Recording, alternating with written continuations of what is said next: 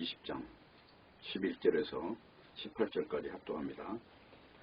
마리아는 무덤 밖에 서서 울고 있더니 울면서 부풀려 무덤 속을 들여다보니 흰옷 입은 두 천사가 예수의 시체 누였던 곳에 하나는 머리편에 하나는 발편에 앉았더라. 천사들이 가로되 여자여 어찌하여 우느냐. 가로되 사람이 내 주를 가져다가 어디 두었는지 내가 알지 못함이니라. 이 말을 하고 뒤로 돌이켜 예수의 서신 것을 보나 예수신 줄 알지 못하더라. 예수께서 가라사대 여자여 어찌하여 울며 누구를 찾느냐 하시니 마리아는 그가 동산직인 줄 알고 가로되 주여 당신이 옮겨갔거든 어디 두었는지 내게 이르소서. 그리하면 내가 가져가리이다. 예수께서 마리아여 하시거늘 마리아가 돌이켜 히브리 말로 다보니여 하니 이는 선생님이라. 예수께서 이르시되 나를 만지지 말라. 내가 아직 아버지께로 올라가지 못하였노라. 너는 내 형제들에게 가서 이르되 내가 내 아버지 곧 너희 아버지 내 하나님 곧 너희 하나님께로 올라간다 하라 하신대. 막달라 마리아가 가서 제자들에게 내가 주를 보았다 하고 또 주께서 자기에게 이렇게 말씀하셨다 이르니라. 아멘. 기도하겠습니다. 하나님 아버지, 오늘 또 말씀을 통해서 하늘의 신령한 보물을 알 수 있도록 하시고 우리가 사는 세상에서 과연 하늘의 이치가 얼마나 거리가 먼지 다시 한번 깨닫고 그런 차이를 인식할 수 있도록 인도해 주시옵소서. 예수님의 이름으로 기도합니다. 아멘. 요한복음 제 77강입니다. 제목은 6에서 0으로 부활입니다. 성경의 이야기는 이제 인간의 역할이 없다는 것을 계속 강조를 하는 것입니다.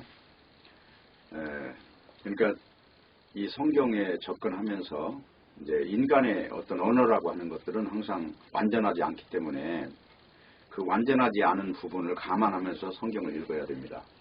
예를 들어서 신약 성경은 헬라어로 썼는데 헬라어라고 하는 이것은 굉장히 구체적입니다.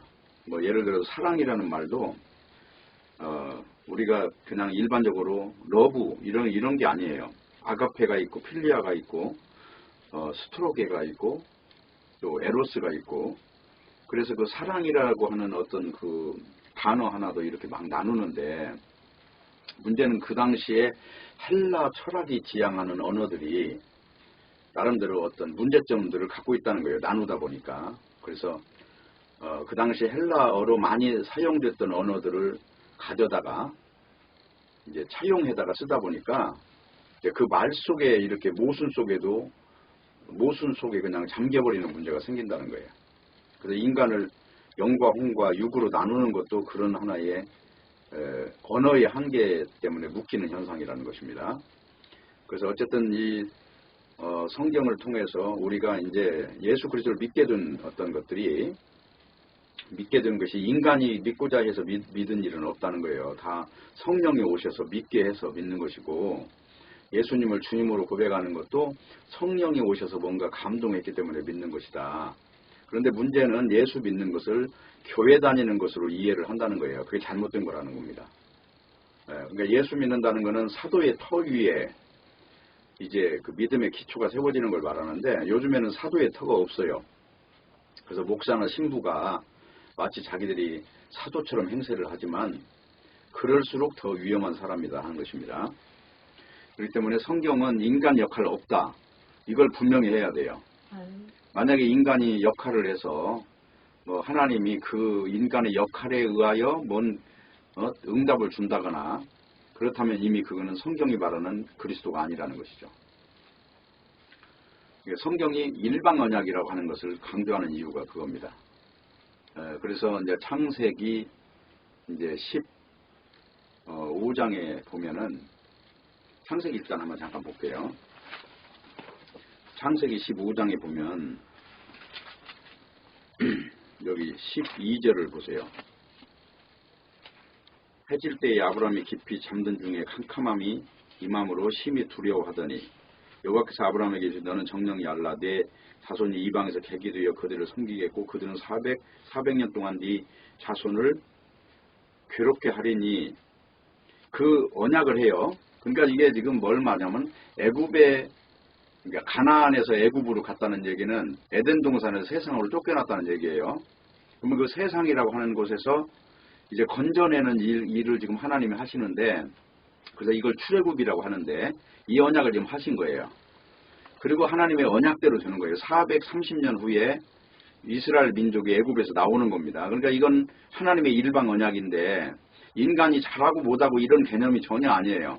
하나님이 하나님의 나라를 어떻게 세우시는가 하는 그 절차를 지금 말하고 있는 것입니다.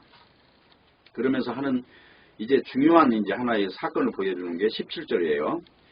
해가 져서 어두울 때 연기나는 풀무가 보이며 타는 횃불이 쪼갠 고기 사이로 지나더라. 그래서요, 이 하나님께서 저주 언약을 세울 때 아브라함하고 지금 언약을 세우는데 아브라함과 하나님이 함께 세우는 게 아니고 아브라함은 언약 밖에 있어요. 그래 하나님 홀로 지금 언약 안에서 지금 저주 언약 사이로 지나가는데 이 저주 언약은 어기는 쪽은 죽는 거예요.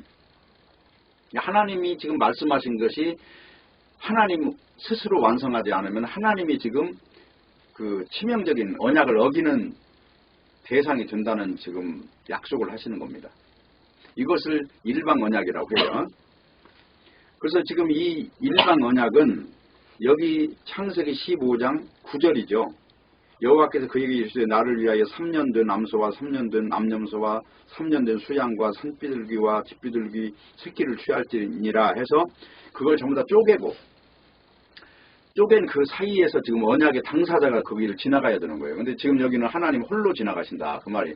이거를 일방 언약이라고 했어요. 그러니까 하나님이 하나님의 나라를 완성하신다는 얘기고요. 창세기 1장부터 나오는 얘기가 하나님 말씀으로 다 창조가 돼요. 하나님이 하시는 말씀이 다 노고스가 돼서 그 말씀의 능력으로 지금 하나님이 원하는 나라가 만들어져 가는 거예요. 그러면 왜 선악과를 줘서 먹게 했을까? 그건 하나님의 나라를 완성하기 위해서, 은혜의 나라를 만들기 위해서 그런 구조를 만드셨다는 거예요. 그러니까 왜 인간이 죄짓게 만들었어요 하고 항의할 문제가 아니라 죄 속에 넣었다가 꺼냄으로써 은혜의 나라가 완성되는 거예요. 인간이 할 일이 없이 하나님 홀로 일방 언약을 완성하는 하나의 그 모형으로서 지금 그런 절차가 필요했던 것이다 하는 것입니다. 그러니까 중요한 거는 인간의 역할이 없다. 인간 역할은 없이 그냥 인간은 피조물이다 하는 게 이제 성경 이야기다 하는 것이고, 일방 언약이라고 하는 것은 하나님 홀로 하나님 말씀으로 완성하는 세계를 일방 언약이라고 한다 그러겠습니다. 그리고 이제 하나 더, 헬라어는 완전하지 않다. 헬라어가 됐든 우리 한국말이 됐든 중국말이 됐든 인간의 언어는 완전하지 않아요. 어떤 거를 신적 세계를 다 표현할 수가 없는 거예요. 그렇다면 완전하지 않기 때문에 그 언어에서 오도될 수 있는 그런 문제는 많이 있는 것이다. 그러면 이제 중요한 거는 오늘 이제 이 서두에 왜 이런 배경을 좀 말을 하냐면요. 성경은 이제 선악과 이야기와 생명과 이야기라고 그랬어요. 그럼 선악과를 먹게 했다는 것은 동산 중앙에 놨다는 얘기는 선악과를 먹을 수밖에 없게 만들었다는 거예요. 그걸 먹게 해서 그 다음에 생명과로 살린다는 것이죠. 자, 어쨌든 이 구조 안에서 하나님께서 지금 진리를 가르쳐주기 위해서 진리를 보이게 하는 어떤 절차에서 필요한 모든 도구들이 있었는데 그 존재 중에 하나가 사탄이에요. 그 사탄은 선악과를 먹이고 선악과가 진리의 본체라고 지금 이제 속이는 일을 이제 그 직무를 준 거예요. 그러면 이제 선악과가 진리다. 오늘날도 인간의 행위를 가지고 하나님께 나아가거나 선악의 체계를 가지고 이건 선이고 이건 악이라고 나눈다거나 이런 현상들을 가진 자들이 다 선악과로 사는 존재들이에요. 그런 존재를 율법이 옴으로써 이제 거울로 보여주는 거예요. 너 선악과 먹은 자가 맞잖아.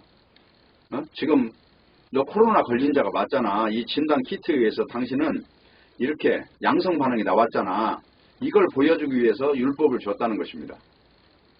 그러니까 율법이라고 하는 것은 인간이 죄인이라고 하는 것을 지금 드러내는 거죠. 그러면 선악과 먹은 존재로 드러내는 거죠. 그 율법 이꼬로 선악과를 진단하는 키트라고 생각하면 돼요. 율법은 선한 것인데 율법이 오니까 죄는 살아나고 나는 죽었도다. 율법의 기능 앞에 서면 그렇게 돼야 되는 거예요. 아, 나는 죄인이구나. 나는 죽은 존재로구나. 하나님의 생명과는 아예 관계가 없는 존재로구나. 라는 그 시인을 끌어내기 위해서 선악과를 먹였던 것입니다. 그렇기 때문에 이런 이제 구조에 사로잡힌 존재들은 어떤 현상이 있는가를 다루는 게 오늘 본문이에요. 자, 부활의 세계를 보아도 그 자체를 지금 수긍하지 못하잖아요. 언제까지? 사도행전 2장까지 수긍을 못해요. 부활을 봤는데도 그 능력에 잡히지를 못해요. 그러면 그 일을 누가 다 했을까요? 하나님의 열심으로 하나님이 다 하신 거예요. 보이지 않는 세계에서. 그래서 이제 여자들이 아침에 일찍 온 이유는 예수님의 시체에 향유를 바르기 위해서 왔는데 무덤 문이 열려 있어요. 그런데 시체는 없는 겁니다. 그래서 이제 우는 거예요. 선악과 먹은 존재가 지금 울고 있는 거예요. 어떤 생명과 실체를 보면서 너무나 당황하는 거예요, 지금. 부활을 믿지 못하는 상태, 예수님께서 죽으신 것을 보고 이제 끝이라고 믿어버린 이 상태, 이게 선악과에 점령된 인간의 실존이다 하는 것입니다. 사망에 묶인 존재가 어떻게 삶에서 영에 대하여 어떻게 반응하는가, 그게 이제 오늘 읽은 내용이라고 하는 것입니다. 그래서 이제 우리 사람의 생각, 우리 생각의 한계라고 하는 것은 죽음이 끝이라고 이제 느끼는 거예요. 온몸으로 그렇게 느끼는 거예요. 그걸 벗어나지를 못한다. 세상 사람들도 그렇게 생각하고 있고 우리도 그렇게 생각해요. 죽음이 끝이구나. 그렇게 무의식 속에 그것이 강력하게 사로잡고 있는 거예요. 그러므로 죽은 자가 눈앞에 살아나도 믿지 못하는 것입니다. 그래서 이제 예수님이 오셔서 가장 충격적인 이야기가 나는 부활이요, 나는 생명이다, 그 말이에요. 나를 믿는 자는 죽어도 살겠고 살아서 믿는 자는 영원히 죽지 아니하리라. 그 말이에요. 그러니까 인간, 이 사망에 묶여있는 존재들이 어떤 비과학적인 이런 것들을 볼 때마다 머리가 자동적으로 가로로 저어져 버리는 이유가 그거예요. 그러니까 과학은 실증할 수 있지만 이 영적인 건 실증이 안 되잖아요. 그러니까 영에 대해서 죽은 거예요. 그것에 대해서 반응할 수 없는 존재다 하는 것입니다. 그래서 이제 예수님은 죽고 나서 나중에 부활한다는 게 아니라 예수님 자체가 이미 부활이고 생명이에요. 그분이 생명과이기 때문에. 그분 자체의 입에서 나오는 모든 말들이 다 인간이 과학이나 이성으로 받아들일 수 없는 일만 하시잖아요. 지금 오셔가지고 문둥병자를 고쳐버리고 죽은 나사로를 그냥 살려내버리고 38년 된 전신불수자를 그냥 일어나서 멀쩡하게 걸어가게 만들어버리고 그런 일들이 전부 다 이게 부활이요 생명이 하는 일이란 말입니다.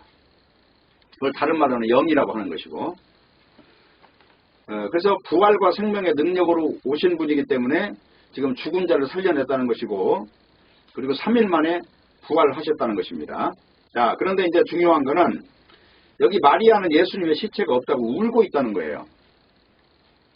자, 영에서 바라보는 이 사실을 보면은 굉장히 어처구니 없는 일인데 인간의 실상은 지금 그렇다는 거예요. 울고 있다는 거예요. 그래서 오늘 본문은 인간의 경험과 지혜로 감당하지 못할 난감한 일이 지금 기록이 되어 있는 거예요. 천사가 나타나는 것도 이게 난감한 이야기고, 예수님이 죽었다 살아나셨다는 것도 난감한 이야기고, 그리고 내가 아버지께로 올라간다고 하는 것도 난감한 이야기고, 아버지가 어떤 저기 장소가 있어가지고 그 자리에 집을 짓고 기다리는 것도 아니잖아요. 지금 이건 순전히 영적인 이야기를 지금 하는 것입니다. 그러니까 세상의 과학적 사고방식으로 포착되지 않는 이 현실, 이것 때문에 사람들은 이 믿음이라고 하는 것을 이게 미신보다 나쁘게 생각하는 거예요. 오늘날도 사람들이 영적인 이야기를 하면은 바로 그 사람들은 딴짓을 합니다. 왜냐하면 그들하고는 아예 관계없는 이야기예요. 지금 남자가 아기를 낳는다는 말처럼 어처구니 없는 지금 말을 한다는 거예요. 이 영적인 이야기를 하면. 그래서 지금 이제 무덤에 찾아간 마리아가 예수님도 못 알아보고 두 천사도 이제 못 알아보고 영적인 어떤 세계를 못 알아본다. 그 이야기가 지금 오늘 이야기예요. 자, 그러면 이제 오늘 중요한 이야기를 합시다. 오늘 제목이 지금 6에서 0으로의 부활을 지금 아까 말씀을 드렸는데, 그러면 영의 부활이 뭐냐 하는 거예요. 단지 사람이 죽고 살아나는 것이냐, 그게 아니라는 거예요. 그게 아니고 이 부활이라고 하는 영역은 우리 인간이 이 육으로 전혀 추측할 수 없는 그 세계를 보는 것을 부활이라고 해요. 그러니까 전혀 다른 세계에 속한 분으로 지금 나타나신 거예요. 그걸 어떻게 알 수 있어요? 마리아가 예수님을 보면서도 예수님인지 모르잖아요, 지금. 우리가 육에 익숙한 이 육체의 어떤 형상으로 지금 부활했다면 그걸 바로 알아봐야 되는 거예요. 근데 못 알아보는 거예요, 지금. 그건 뭘 말하고 있어요? 우리 육으로 감지가 안 되는 어떤 그 영역이라는 거예요, 지금. 그래서 이 부활이라고 하는 건 지금 내가 있었던 이 목숨이 죽었다가 또 살아나는 이런 개념으로 보면 안 되는 거예요. 전혀 다른 세계. 그러니까 마리아가 지금 예수님을 보면서 동산직인 줄 알잖아요. 그러니까 이런 세계를 일컬어서 지금 부활이라고 지금 말을 하는 거예요. 지금 우리의 목숨을 연장시켜주는 부활이 아니다는 거죠, 지금. 예, 우리가 일반적으로 교회에서 이 부활을 설명할 때 보면 우리 육이 또 살아난다고 하는데, 그러면서 예수님도 봐라, 이 물고기를 먹었지 않냐, 육으로 살아난 거 아니냐, 이렇게 말하는데, 그것은 예수님이 영은 육이 되지만 육은 영이 될 수 없는 거거든요. 그러면 이 세계는 뭘 말하냐면, 하나님의 권능이 아니면은 우리 인간 자체가 어떤 변화체가 될 수 없는 거예요. 근데 그거는 하나님의 영에 속한 어떤 그 권능이 아니면 접근이 안 되는 세계를 지금 예수님께서 오셔서 그걸 보여주신 거예요, 지금. 자, 나는 지금 육으로 있던 내가 아니야. 지금 영이야. 그러면 나는 지금 다시 살아난 존재로서 너희에게 내가 나타난 이유는 내가 영원히 죽지 않은 몸을 입었다는 걸 지금 증거자로 세우기 위해서 내가 나타난 거야.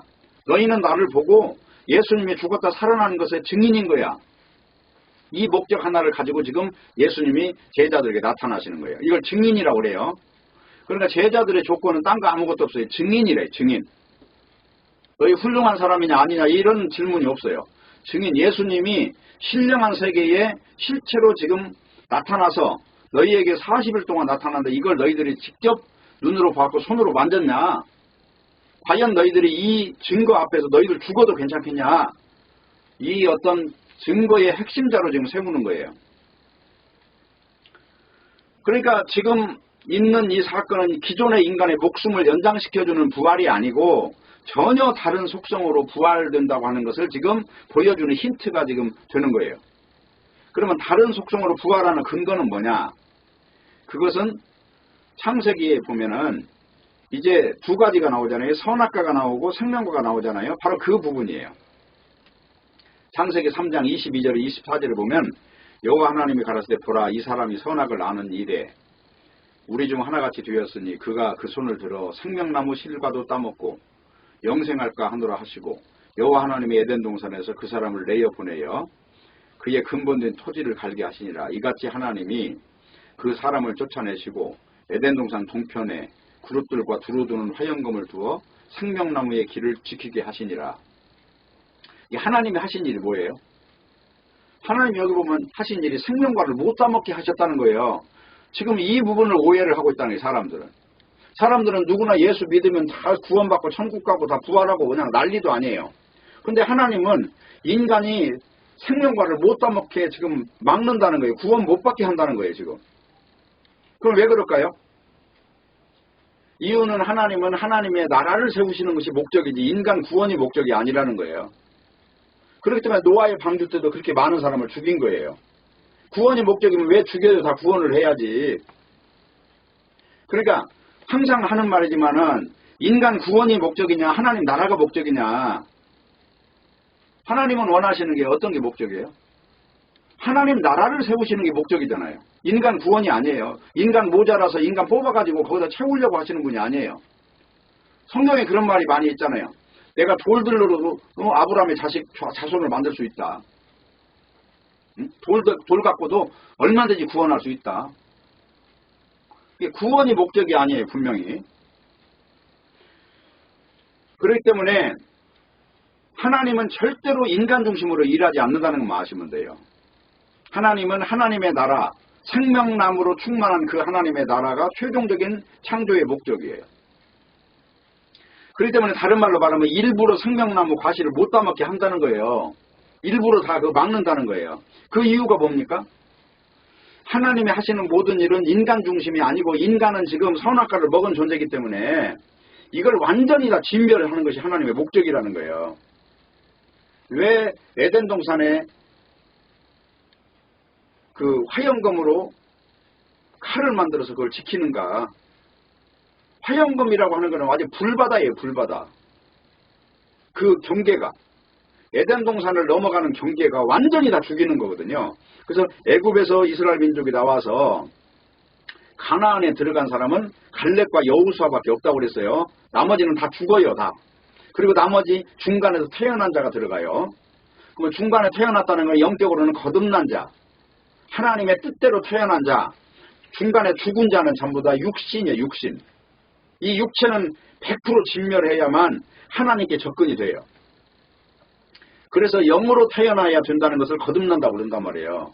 요한복음 3장에서 사람이 물과 성령으로 나지 아니하면 하나님 나라에 들어갈 수 없느니라. 그러면 그 물은 뭐냐면 세례를 말한다 그랬어요. 물속에 들어가 죽고. 성령은 뭐예요? 이 육은 진멸하고 영으로 태어나는 걸 성령이라고 하잖아요. 이게 거듭나는 거예요, 그게. 그래서 거듭나는 거는 반드시 모세가 광야에서 뱀을 든 것 같이 인자도 들려야 하리니. 누구든지 믿는 자는 멸망치 않는다. 그 말은 구원이 목적이 아니에요, 지금. 영적 존재를 지금 말하는 거예요. 틀림없죠? 육으로 난 건 육이요, 영으로 난 건 영이니, 육으로 난 이것 자체는 절대로 영적으로 접근이 안 된다는 거예요. 이거 완전 단절이라는 거예요. 그렇기 때문에 이 생명나무 과실을 치워버리는 일을 지금 하나님이 하신다니까요. 그거 보고 구원받으라 이게 아니에요, 지금. 구원 못 받아야 구원받아요. 그래서 예수님은 와서 그러잖아요. 이 땅에서 너희들이 지금 이 목숨을 미워해야 너희들이 구원을 얻어. 이 현재 육신을 버리면 구원을 받고 요걸 가지고 가면 너희들은 저주받아. 그 이야기가 성경 이야기라니까요. 그러니까 지금 오늘 본문에 지금 다른 거, 이 부활이라고 하는 게 뭐냐면 지금 이 육신과 단절이 부활이에요, 결론적으로. 근데 오늘날 교회에서는 뭘 가르쳐요? 이 육신의 연결을 가르치고 있으니까 그거 기독교가 아니란 말입니다. 기독교라는 거 이 육신은 완전히 단절되는 거예요. 그래서 성경마다 계속 그 이야기를 하잖아요. 무엇을 먹을까, 무엇을 입을까, 그런 거는 구하지 마라. 그거는 이방인들이나 하는 거다. 너희는 오직 구하라, 구할 것을 찾으라, 찾을 것을 두드리라, 열릴 것인데 구하는 이마다 성령 받지 않겠냐? 영적인 존재가 되지 않겠냐? 진실로 하나님은 그 선악과 체계가 완전히 포기된 존재, 그 많은 테스트를 해요. 너 육이야 영이야 라고 하는 테스트. 그 야고보서에 보면은 시험이 오거든 온전히 기뻐하라. 위로부터 내리는 그 놀라운 은사를 주기 위해서 지금 그 일이 왔다. 그게 뭐예요? 육에서 영으로 가는 길은 반드시 육을 포기해야 되는데 그거는 시험이라는 게 온다는 게 테스트. 너 육의 사람이야 영의 사람이야 이걸 계속해서 이제 물어서 최종적으로 목숨까지 다 이걸 버려버릴 정도가 되면 이거를 갖다 믿음이라고 한다니까요. 근데 아브라함이 독자 이삭을 갖다가 모리아 산에서 이제 죽이니까 이제 그 당시 자식은 내 목숨보다 귀한 거예요. 이 생명의 연속성으로 보는 거니까. 근데 그거를 중단해버리겠다고 하는 그 신앙 고백을 보고 하나님은 아는 거예요. 아, 이제 비로소 네가 영의 하나님을 이제는 아는구나. 그래서 멈춰. 죽이지 말고. 그리고 나서 그 이삭이라는 걸 성경에 보면 약속의 자식이라고 해요. 그 말이 뭐냐면 하나님의 능력으로 태어났다는 거예요. 하나님의 영의 능력으로. 이삭이 약속의 자식이고 그 이삭의 앞에 태어난 이스마엘이라고 하는 자는 육체의 자식이라 해요. 상징의 두 가지가. 하나는 육신의 자식, 하나는 영의 자식이에요. 이게 약속이라고 하는 것이 그거예요. 그래서 성경 전체는 하나님의 일방 언약이고 그 일방 언약은 우리 육신을 다 죽이는 게 목적이에요. 다 죽여버려서 최종적으로 선악과 먹은 존재가 완전히 다 끝장나는 거, 이거를 지금 하나님은 목적으로 일하시는 거예요. 그래서 십자가에서 예수님이 죽은 거는 육신의 죄를 지정했다고 그러잖아요. 그게 로마서 8장이라니까요. 로마서 8장을 한번 잠깐 보겠습니다. 8장 3절이에요. 율법이 육신으로 말미암아 연하가야 할 수 없는 그것은. 이 육신을 대입하면 안 됩니다. 영적인 일에. 하나님은 하시나니 곧 죄를 인하여 자기 아들을 죄인은 육신의 모양으로 보내요. 죄를 인하여 자기 아들을 죄 있는 육신으로 보내서 그 다음에 뭐예요? 육신의 죄를 정하사. 여기다 줄 치세요. 육신의 죄를 정했죠? 그러니까 이 육신의 죄를 정해가지고 어떻게 했어요? 이제는 여기 중요한 4절이에요. 육신을 쫓지 않고 영을 쫓아 행하는 우리에게 율법의 요구가 이루어지는 거예요. 율법의 요구는 뭐예요? 육신은 죽이고 이 육신이 진멸이 된 다음에 영의 방향으로 이제 하나님을 만나게 하는 그 길을 여셨다 하는 것입니다. 이게 십자가 사건이에요. 십자가에 죽었어요. 그러면 육신이 죽은 거예요, 지금. 선악과 먹은 육신이 죽은 거라고, 그게. 그래서 선악과를 준 존재는 첫사람 아담이고 선악과를 죽인 존재는 마지막 아담이에요. 네? 그래서 로마서 5장이 지금 그걸 다루고 있어요. 자, 5장으로 가보세요. 자, 5장 12절. 이러므로 한 사람으로 말미암아 죄가 세상에 들어오고 죄로 말미암아 사망이 왔나니 이와 같이 모든 사람이 죄를 지었다는 얘기는 선악과 먹었다는 거예요. 다. 뭐 살면서 뭐 이것 잘못하고 저것 잘못하고 이게 아니라 이 죽음을 당연한 것으로 받아들인 이 체계, 이 자체를 선악과 먹은 걸로 봐요. 자, 그래서 어떻게 됐냐? 14절. 아담으로부터 모세까지 아담의 범죄와 같은 죄를 짓지 아니한 자들 위에도 사망이 왕노릇하였나니 아담은 오실자의 표상이라. 그럼 오실자는 누구예요? 예수님이죠. 그러면 선악과 먹고 선악과 아래에 있는 존재가 있고 예수님의 살과 피를 먹고 생명과 아래에 있는 존재가 있다는 걸 지금 말하고 있잖아요. 그래서 육신의 죄를 지정해서 육신을 죽였어요. 선악과 먹은 존재를 죽였다는 거예요. 하나님의 일반 언약으로. 그러면 지금 선악과가 있는 거예요, 없는 거예요? 예수님 안에 들어가면 선악과가 없어진 거예요. 그래서 율법이 없어졌다고 하는 겁니다. 이해가 됐죠? 자, 지금 그 말씀 하는 거예요. 17절. 한 사람의 범죄를 인하여 사망이 그 한 사람으로 말미암아 왕노릇하였은즉 더욱 은혜와 의의 선물을 넘치게 받는 자들이 한 분 예수 그리스도로 말미암아 생명 안에서 왕노릇하리로다. 이제는 생명이 왕이에요. 왕. 사망이 왕이었던 세상이 끝난 거예요. 지금 이걸 설명하고 있습니다.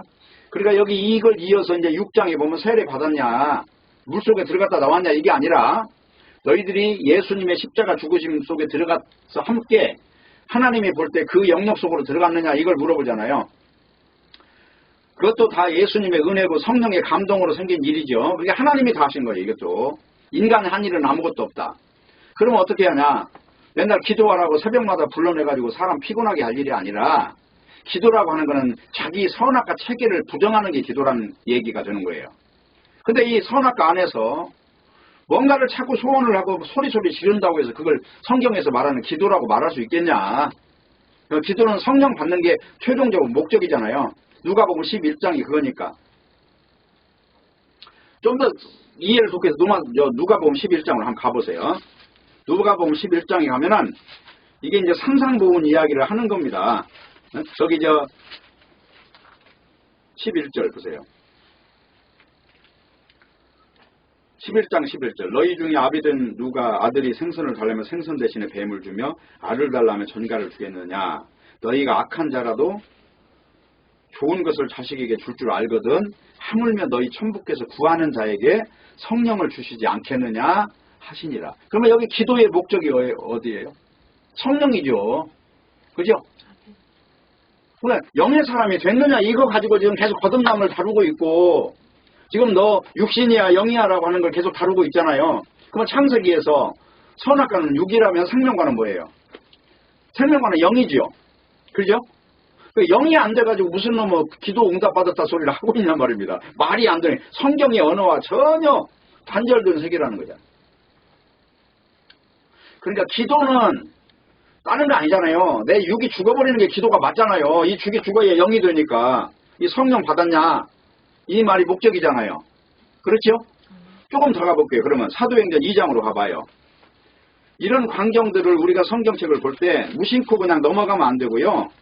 그래서 우리가 이제 말씀을 볼 때 어떤 사람들은 뭐 성경 공부하면 성경 받는다고 하는데 성경 공부로 성경 받으면 성경 공부 많이 한 사람들이 다 성령의 일을 하겠죠.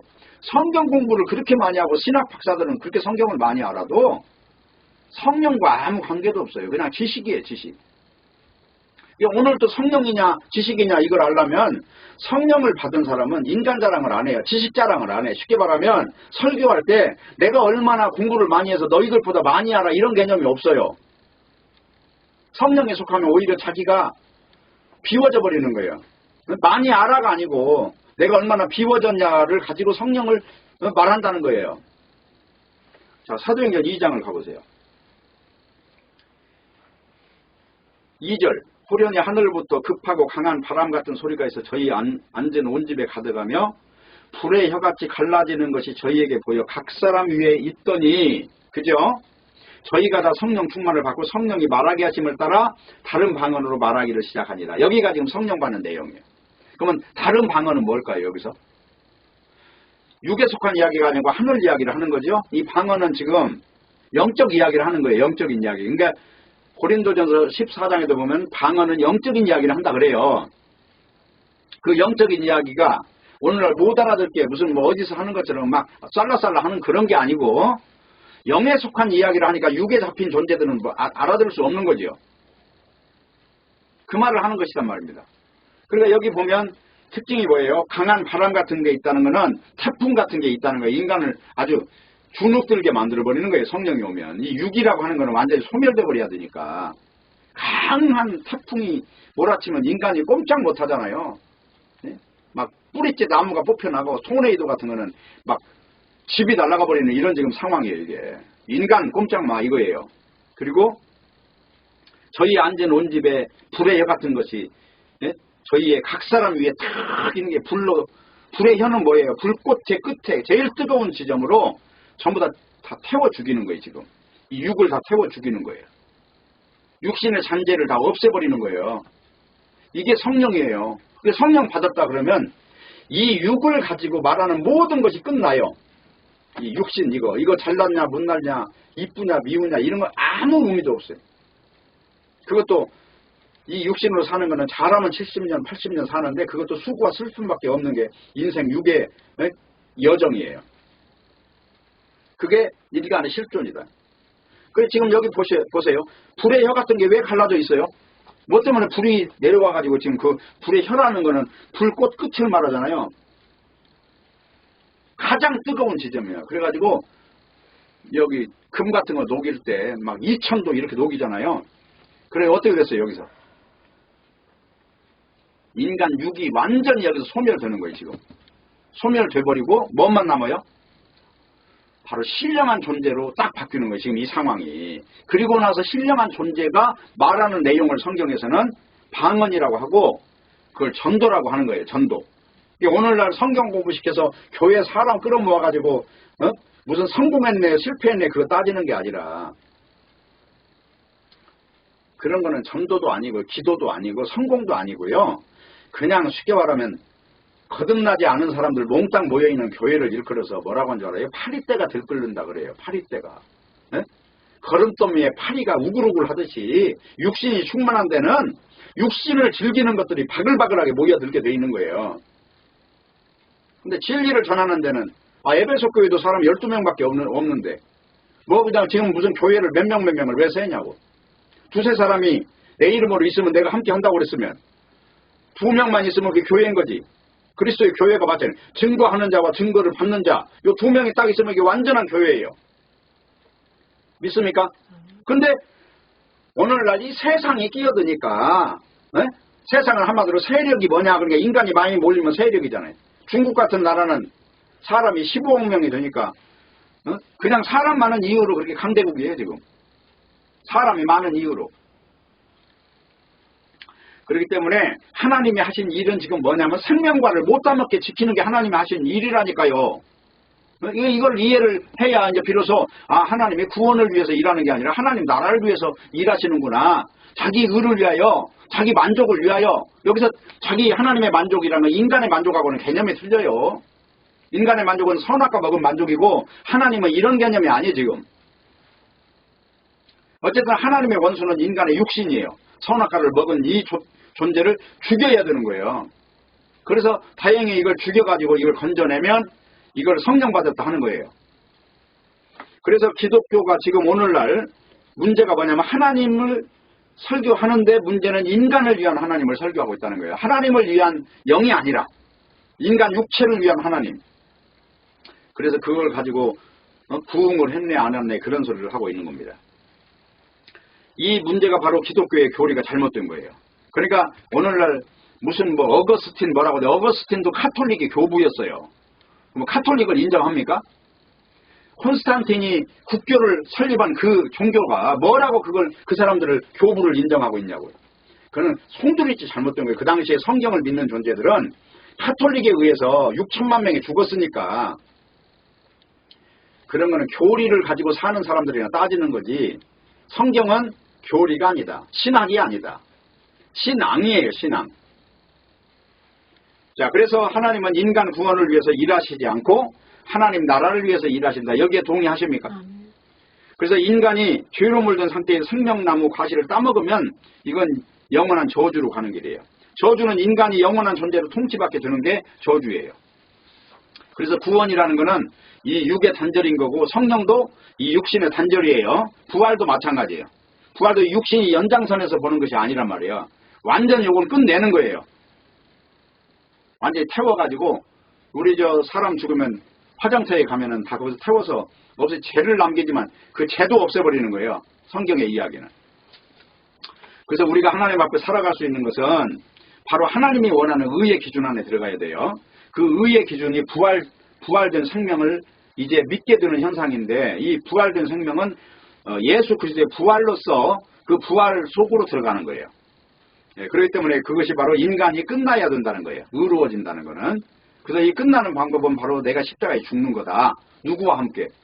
예수와 함께. 그것이 로마서 6장 이야기를 한다는 것입니다. 너희가 그리스도와 함께 십자가에 못 박혔다. 그래서 함께 연합하여 십자가에 죽고 부활한 존재가 됐다. 그 말이 바로 이 육으로 완전히 청산된 존재를 말한다. 그것입니다. 그래서 그 내용을 고린도후서 5장에서 다루고 있다는 거예요. 한번 읽어볼게요. 고린도후서 5장. 자, 17절이에요. 그런즉 누구든지 그리스도 안에 있으면 새로운 피조물이라. 이전 것은 지나갔으니 보라 새 것이 되었다. 여기서 그리스도 안에 있다는 얘기는 교회 다닌다는 말이 아니에요. 예수 그리스도의 영에 속한 존재를 지금 말하는 겁니다. 그래서 16절 앞으로 조금 가보세요.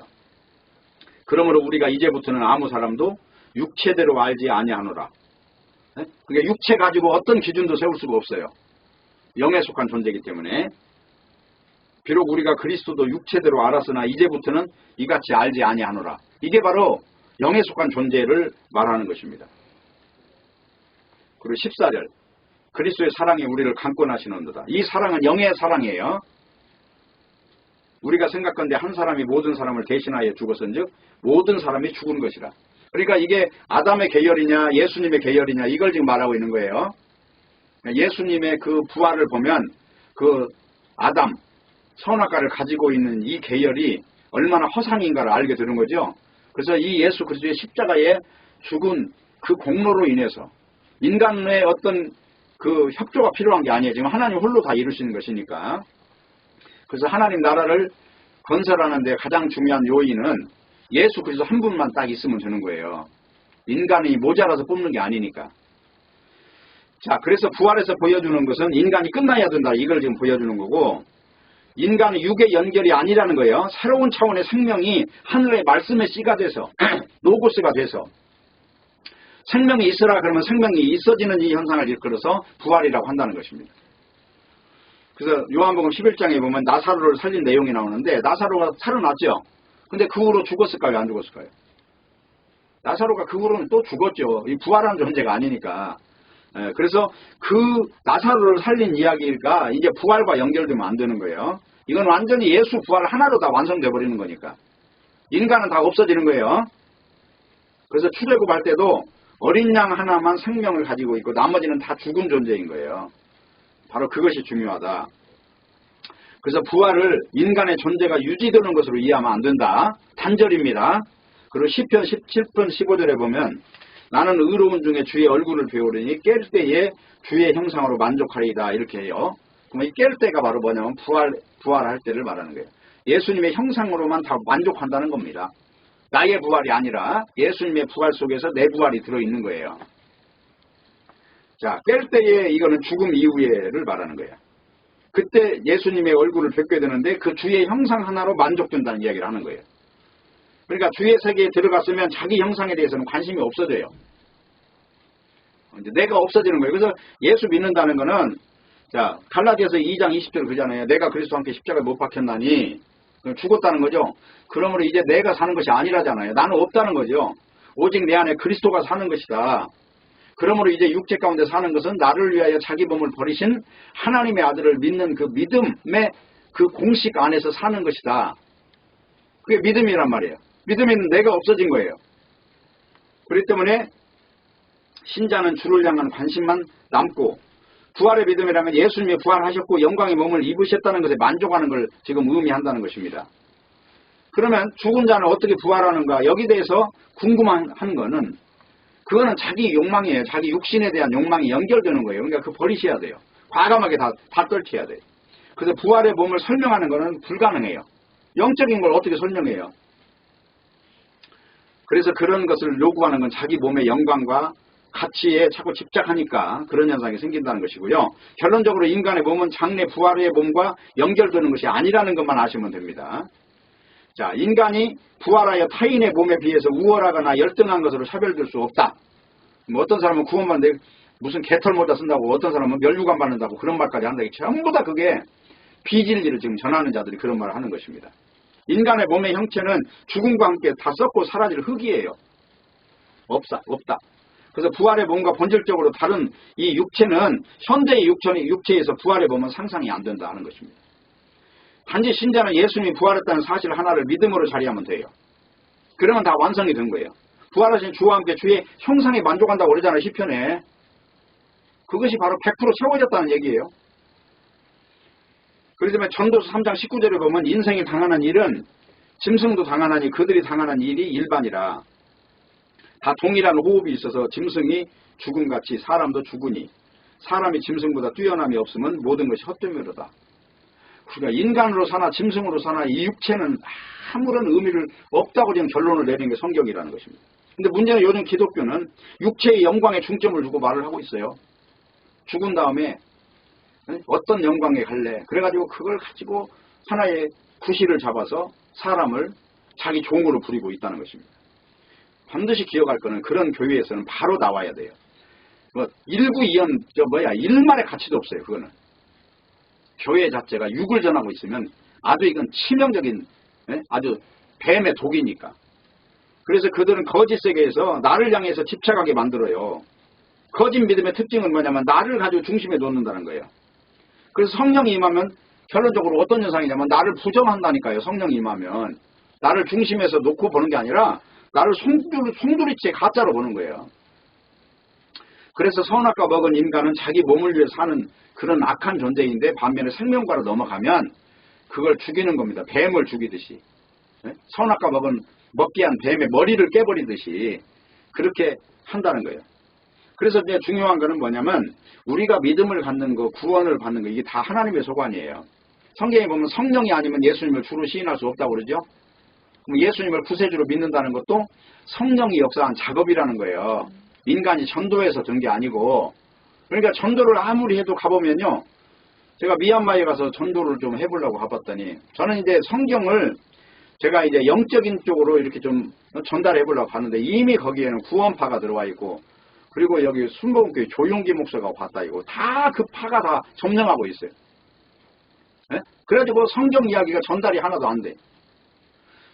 내가 태능에서 거기가 태능 입구역에서 목회할 때 그 옆에 큰 교회가 있는데 거기에 몇만 명 교회가 다니는데 거기 있는 사람한테 나가서 이렇게 성경 이야기를 해보면 한마디도 안 통해요. 성경 이야기를 내가 하는데도 성경 이야기가 한마디도 안 통해요. 근데 그 사람들은 다 장로들이고 권사들이고 집사들이에요. 그만큼 요즘에 교회는 없습니다. 교회 찾기가 하늘의 별 따기처럼 어렵다는 것만 아시면 됩니다. 그래서 문제는 신자는 죽은 후의 영광을 인간의 모습에 찾지 말고 예수님의 부활의 영광이 있으면 그걸로 주님의 성품 안에서 부활의 성품 안에서 만족하면 되는 것입니다. 그리고 이제 오늘 중요한 이야기 하나를 더 말씀드리고 끝내겠습니다. 오늘 말씀을 보면은요, 여기에 보면 두 천사가 지금 나와요. 근데 이 두 천사는 다른 존재가 아니라 이제 구약 성경에 보면은 하나님이 인간을 만나주는 주시는 장소가 어디입니까? 언약궤가 있는 곳에서 만나죠. 근데 그 언약궤는 그 밑에는 아론의 쌍난 지팡이와 만나 항아리와 십계명 돌판이 들어있어요. 그리고 뚜껑을 속죄소라고 하고 시은자라고 하는데 거기에 보면 이렇게 천사가 둘이 있어요. 이렇게. 그걸 그룹이라고 해요. 그러면 그 그룹은 창세기 때 보면 그게 에덴 동산에 들어가는 걸 지키는 천사를 말하는 거죠.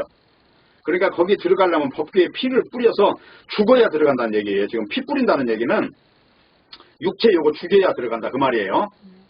네, 그러면 여기 천사가 둘이 지금 여기 나타났잖아요. 이걸 바로 그렇게 표현하는 예수님이 십자가에 죽었다가 부활한 그 증거가 있는 곳이 바로 속죄소 그 뚜껑이라는 거예요. 그게 이제 출애굽기 25장 16절에서 21절까지 나오는 내용입니다. 한번 읽어볼게요. 내가 네게 줄 증거판을 궤 속에 둘지며 정금으로 속죄소를 만들되 장이 2규빗 반, 광이 1규빗 반이 되게 하고 금으로 그룹 둘을 속죄소 두 끝에 쳐서 만들되 여기 그룹 둘이죠. 여기 천사예요. 만들되 그룹은 한 그룹은 이 끝에 한 그룹은 저 끝에 곧 속죄소 두 끝에 속죄소 한 덩이로 연하게 할지며 연결해서 만들라는 거죠. 그룹들은 그 날개를 높이 펴서 그 날개로 속죄소를 덮으며 속죄소를 덮는다는 건 인간의 죄를 덮는다는 거예요. 덮으며 그 얼굴을 서로 대하여 속죄소를 향하게 하고 속죄소를 궤 위에 얹고 내가 네게 줄 증거판을 궤 속에 넣어라. 거기서 내가 너와 만나고 여기서 지금 하나님이 만난다는 거예요. 만나고 속죄소 위 증거궤 위에 있는 두 그룹 사이에서 내가 이스라엘 자손을 위하여 네게 명할 모든 일을 네게 이르리라.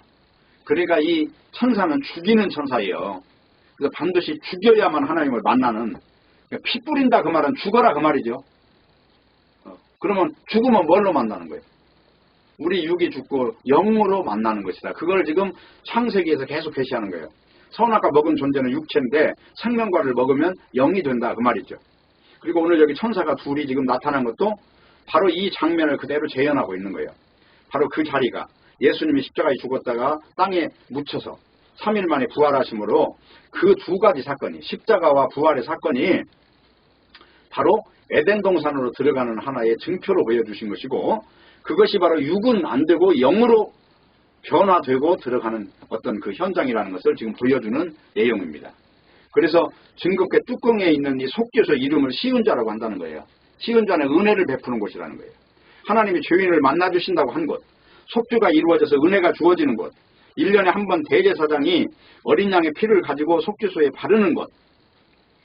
근데 그 뚜껑에 연결된 그룹, 이 그룹이 바로 천사가 날개를 펴고 있는 모양이다. 그래서 지금 이 증거궤의 모습이 예수님의 죽으심과 부활 속에서 드러나는 거예요. 그래서 이 죽으심이 속죄와 은혜가 주어지는 자리다 하는 것입니다. 때문에 십자가와 부활이라고 하는 것은 속죄와 은혜를 받는 생명을 지금 말하는 것이고 이것이 성도의 능력이고 기쁨이고 영광이고 자랑인 거예요.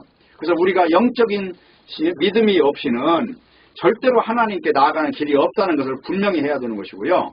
이 육체를 미워하는 것이 바로 하나님의 뜻이에요. 모쪼록 이러한 믿음으로 예수 그리스도 한 분의 그 형상이 십자가에 죽으시고 3일 만에 부활하신 그분의 일이 바로 첫사람 아담으로 말미암아 선악과가 온 세상을 지배해서 사망의 왕노를 한 것 같이 마지막 아담인 예수님의 부활의 능력으로 그 예수님의 성품에 참여하는 이 권속들을 일컬어서 신자라는 이 믿음의 세계 이것을 우리가 바라보고 만족하고 기뻐하는 모두가 되시기를 바라겠습니다. 기도하겠습니다. 하나님 아버지 감사합니다. 오늘 또 말씀을 주셨사오니 이 말씀 안에서 능력을 입고 우리가 영을 분별할 수 있도록 역사해 주시옵소서. 예수님의 이름으로 기도합니다. 아멘.